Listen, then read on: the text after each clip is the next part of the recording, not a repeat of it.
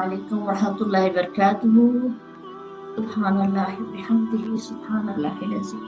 अल्लाहुम्मा सल्लि व सल्लिम अला सय्यिदिना मौलाना मुहम्मदिन बारिक व सल्लिम। आज हम अपना बहुत प्यारा सफ़र शुरू करने जा रहे हैं, जिसका नाम है एक मुलाकात मेरे नबी से सल्लल्लाहु अलैहि वसल्लम।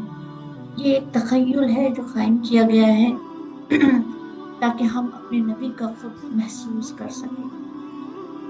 ये सारा कुछ प्रोग्राम तख़य्युल की बुनियाद पर ही बनाया गया है, जिसमें आप महसूस करेंगे कि आप अपने नबी सल्लल्लाहु अलैहि वसल्लम के साथ हैं। बस इसी की कोशिश की गई है।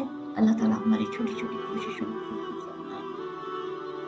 हम देखते हैं आज के आप सल्लल्लाहु अलैहि वसल्लम का दिन कैसा होता था। आप सुबह से शाम तक कैसे गुजारते थे। एक छोटी सी कोशिश, एक छोटी सी मोहब्बत का टुकड़ा आपके नाम। अल्लाह कहते हैं अल्लाहुम्मा सल्लि व सल्लिम अला सय्यिदिना मौलाना मुहम्मदिन बारिक व सल्लिम। तख़य्युल है कि मदीना मुनव्वरा उस जमाने में कैसा था, कैसी थी उसकी गलियां, कैसे थे उसके रास्ते, कैसी जिंदगी थी। थोड़ा सा अपने आप को इसमें ढालें और महसूस करें कि आप वहाँ हैं। इस वक्त आप वहाँ हैं जहाँ पर नबी सल्लल्लाहु अलैहि वसल्लम का हुक्म है। अभी हम जाएंगे मस्जिद नबवी के अंदर। ये मस्जिद नबवी है, या आपके हुजरे का दरवाज़ा है। ये मस्जिद नबवी होती थी जिसके जो खजूर के तनों और पत्तों से बनाई हुई थी। नीचे रेत होती थी, कंकरियाँ होती थी। ऐसी थी मस्जिद कि पहले तामीर हुई थी। और इसके साथ में, बिल्कुल साथ में, आप सल्लल्लाहु अलैहि वसल्लम का हुजरा था। छोटा सा एक आंगन, प्यारी प्यारी सी धूप, और इसके अंदर हमारे नबी सल्लल्लाहु अलैहि वसल्लम का रौज़ा। सऊदी अरेबिया ने ये तख़य्युल पेश किया है जो मैं आपके सामने पेश कर रही हूँ। अब इसी घर में रात का वक्त, गहरी रात, आप सल्लल्लाहु अलैहि वसल्लम उठते हैं अपनी खाबगाह से। जैसे ही आप उठ रहे हैं, आप अपनी आंखें बंद करके महसूस करें कि आप सल्लल्लाहु अलैहि वसल्लम बिस्तर से उठे। आपने अपने दोनों हाथ अपने आंखों पर मले, फिर दुआ पढ़ी, अल्हम्दुलिल्लाहिल्लज़ी अहयाना बादा मा अमातना व इलैहि नुशूर। फिर आप सल्लल्लाहु अलैहि वसल्लम ने आले इमरान की आखिरी दुआयात पढ़ी। सल्लल्लाहु अलैहि वसल्लम गुस्ल के लिए, वजू के लिए वहाँ से उठकर गए।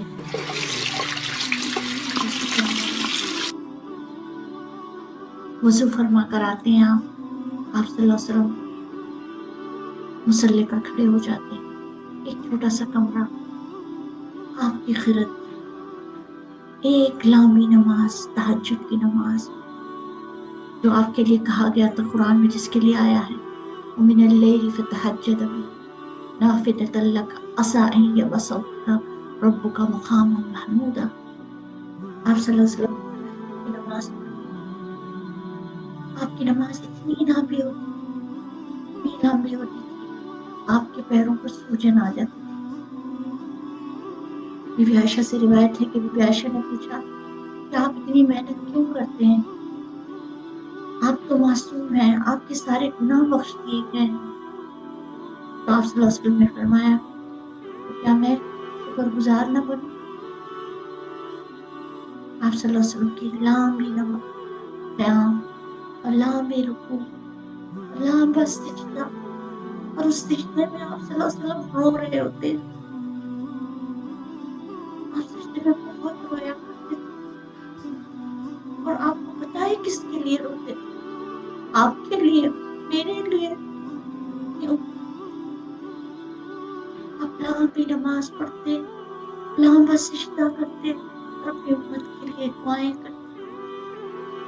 जब नमाज खत्म होती तो आप सल्लल्लाहु अलैहि वसल्लम अपने दाहिने हाथ पर जगह लेट जाते, यहाँ तक कि فجر کا ٹائم. أكبر الله أكبر الله أكبر الله أكبر. جب بلال رضی اللہ تعالیٰ عنہ اذان دیتے أشهد أن لا إله إلا الله.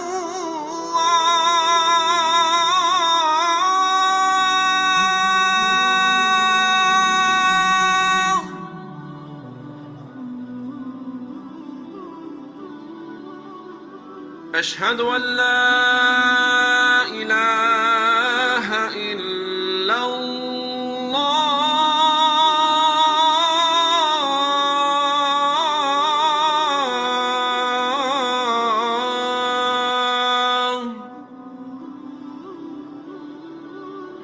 أشهد أن محمد رسول الله.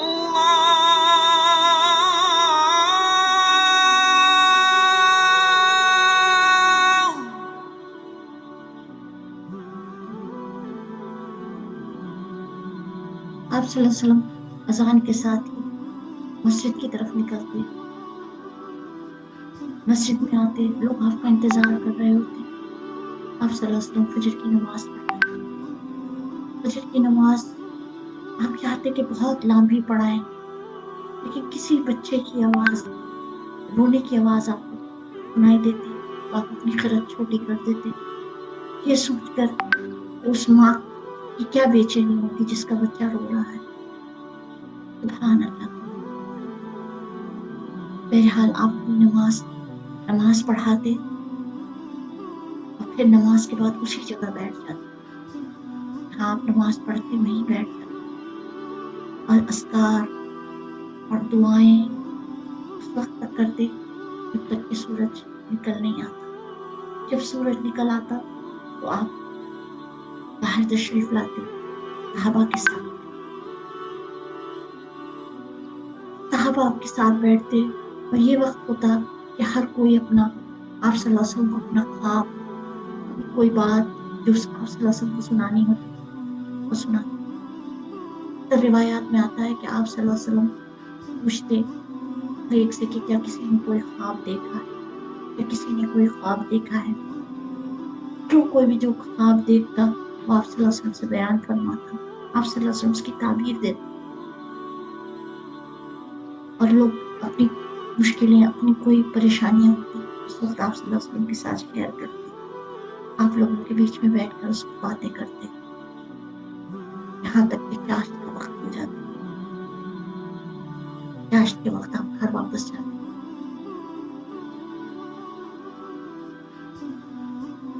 گھر واپس جاتے کہتے ہیں کہ ایک بار کا ذکر ہے کہ آپ گھر واپس گئے، بی بی حفصہ گھر میں تھی. بی بی حفصہ کے گھر گئے آپ تو بی بی حفصہ جس وقت آپ فجر کے لیے نکلے تھے اس وقت مصلی پر بیٹھی ہوئی تھی، اور جب آپ واپس لوٹے تب بھی وہ مصلی پر بیٹھی ہوئی تھی. آپ صلی اللہ علیہ وسلم نے پوچھا کیا حفصہ جب سے میں نے تمہیں چھوڑا کہ تم اسی حالت پر بیٹھی ہو؟ تو بی بی حفصہ نے کہا کہ ہاں یا رسول اللہ، میں اس وقت پل سے یہیں بیٹھی ہوں. تقریباً حساب لگائے تو 4 سے 5 گھنٹے ہوتے ہیں. بی بی حفصہ وہیں پر بیٹھی اللہ کی عبادت کر رہی. آپ صلی اللہ علیہ وسلم نے فرمایا کیوں نہ میں تمہیں ایسے کلمات سکھا دوں جو اگر تم 3 بار پڑھ لو تو ایسا ہے کہ تمہاری تمام عبادتوں پر بھاری ہو جائے گی. پھر آپ صلی اللہ علیہ وسلم نے یہ کلمات سکھائے. سبحان اللہ و بحمدہ عدد خلقہ ورضا نفسہ وزنۃ عرشہ ومداد کلماتہ. جو شخص اس کو صبح 3 بار پڑھ لیتا ہے ایسا ہے جیسے 1 گھنٹے کی عبادت اس نے کر لی، بلکہ اس پر بھی بھاری ہو. پھر آپ صلی اللہ علیہ وسلم کا پہننے کا انداز کیسا؟ آپ صلی اللہ علیہ وسلم کو زیادہ تر جو میسر آتا پہن لیتے. کبھی سوتی، کبھی اونی، کبھی دویج، کبھی نرم، جو بہتر بہتر سے بہتر بھی پہنا اور پیوند لگے ہوئے لباس بھی پہنے. اور زیادہ پسندیدہ رنگ آپ کا سفید رنگ تھا. آپ کا کپڑے، آپ کا امامہ ایسا ہوتا کہ سفید کے علاوہ سیاہ اور زرد قاری بھی ہوتا. امامہ کے نیچے کبھی ٹوپی اور کبھی ایک خاص کپڑا استعمال کرتے تھے. پسندیدہ لباس قمیص پوری آستین والی اور آستین تنگ پہنتے تھے. کبھی کبھار موسم کے تقاضوں کے مطابق گلا کھلا بھی رکھتے تھے. عمر بھر ٹخنوں سے قدرے اونچے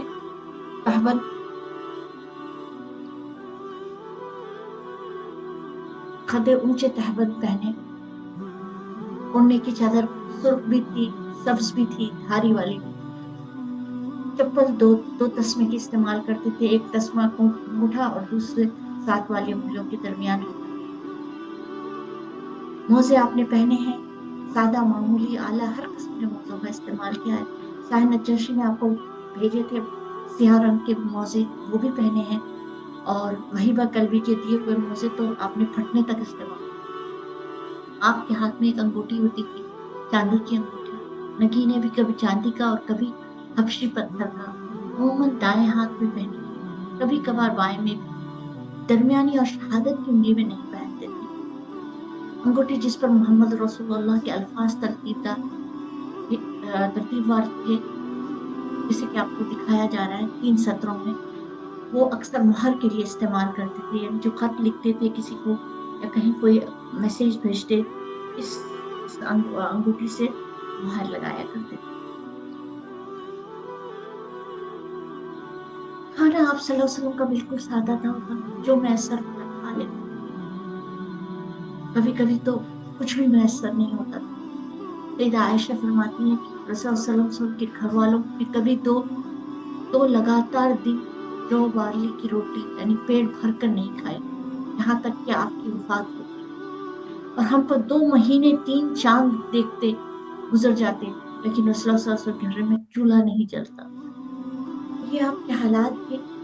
لیکن کھانے کی پسندیدہ چیزوں میں کھجور تھی. صبح میں تلبینہ پینا پسند کرتے تھے. نبیس کہتے ہیں، نبیس پینا پسند کرتے تھے. اور دودھ آپ کی پسندیدہ مشروب میں سے تھا. پھر اس کے بعد آپ اپنے تبلیغ و تدریس کے کام میں لگ جاتے، لوگوں کو حق کی دعوت دیتے.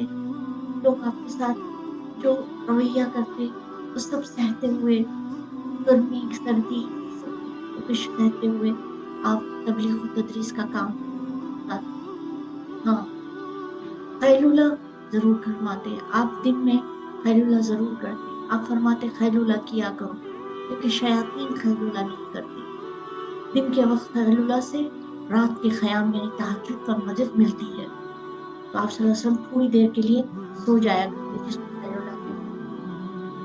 ظہر کی نماز کے بعد تھوڑی دیر کو لیٹ جانے کو خیلولہ کہتے ہیں. آپ پسند فرمایا کرتے. پھر اس کے بعد آپ اپنے تبلیغ کے کام میں لگ جاتے ہیں. عصر کے بعد آپ امہات المؤمنین سے ملنے جاتے ہیں. عائشہ رضی اللہ تعالیٰ عنہ فرماتی ہیں کہ نبی صلی اللہ علیہ وسلم عصر کی نماز کے بعد اپنی تمام بیویوں کے پاس تشریف لے جاتے، ہر ایک سے ملتے، حال پوچھتے. پھر جس کے گھر رات ہوتی وہیں قیام فرماتے، جس کے گھر دوباری ہوتی وہیں قیام. آپ دیکھ رہے ہیں مسجد نبوی کی یہ تصویر، یہاں پر آپ صلی اللہ علیہ وسلم کے روزے کے ساتھ تمام بیویوں کے روزے ساتھ ساتھ بنے ہوئے تھے. آپ ان سے ملنے کے لیے جاتے، ان کا حال چال. یہاں ایک بہت پیارا واقعہ میں آپ کو سنانا چاہوں گی، واقعہ تحریم، جس کا ذکر سورہ تحریم میں آیا ہے. ایک بار آپ صلی اللہ علیہ وسلم کسی بیوی کے پاس گئے تو انہوں نے آپ کو شہد پیش کیا. آپ صلی اللہ علیہ وسلم کھانے میں آپ کو پوری دیر ہو گئی. دوسری بیویوں کو یہ بات تھوڑی سی ناگوار گزری. انہوں نے سوچا جب آپ صلی اللہ علیہ وسلم تشریف لائیں گے تو ہم یہ کہیں گے کہ آپ کے پاس سے مغافر کے شہد کی بو آ رہی ہے. اور آپ صلی اللہ علیہ وسلم کو ہر قسم کی بو سے بڑی یعنی ناپسندیدہ تھی.